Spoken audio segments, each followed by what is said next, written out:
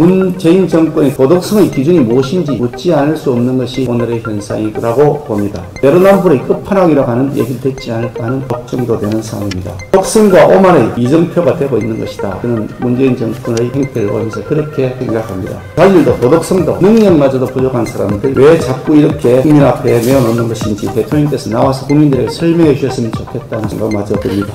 오늘 긴급의총의 주요 안건은 인사청문 과정에서 드러난 장관 후보자들의 문제를 어떻게 할 것이냐라는 것이 오늘 주요 안건이 되겠습니다.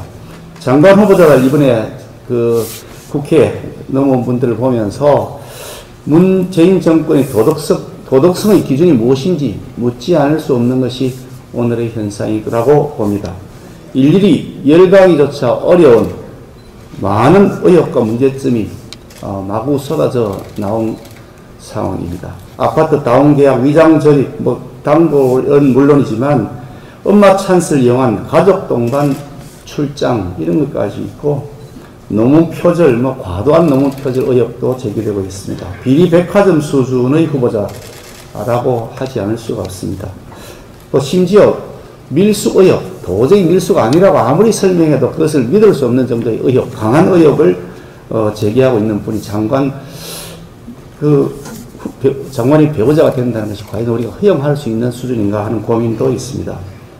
관사를 이용해서 세금도 절세하고 또 부동산 투기라고 볼 수밖에 없는 행동까지 일어난 분이 계신데 이분이 부동산 투기 단속을 한다 그러면 과연 어느 국민들이 납득할 수 있을 것인가? 그 사람도 그랬는데 나는 왜 그러냐라고 하는 그런 내로남불이라고 하는 내로남불의 끝판왕이라고 하는 얘기를 듣지 않을까 하는 걱정도 되는 상황입니다. 문재인 정부 들어서 야당을 패싱하면서 임명한 장관급 인사가 29명에 이르고 있습니다. 전 정권과 전 정권 합친 정도의 수준에 이미 벌써 도달해 있습니다. 그것도 4년 만에 그렇습니다. 독성과 오만의 이정표가 되고 있는 것이다. 저는 문재인 정권의 행태를 보면서 그렇게 생각합니다.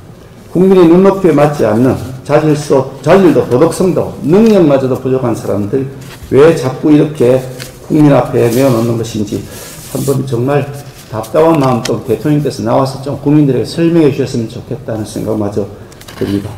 이런 상태에서 우리가 국민들의 민심을 반영하는 결과를 국회에서 도출해내는 것이 우리 야당이 해야 될 당연한 의무 아닌가 하는 차원에서 오늘 의원님들의 말씀을 듣고자 합니다.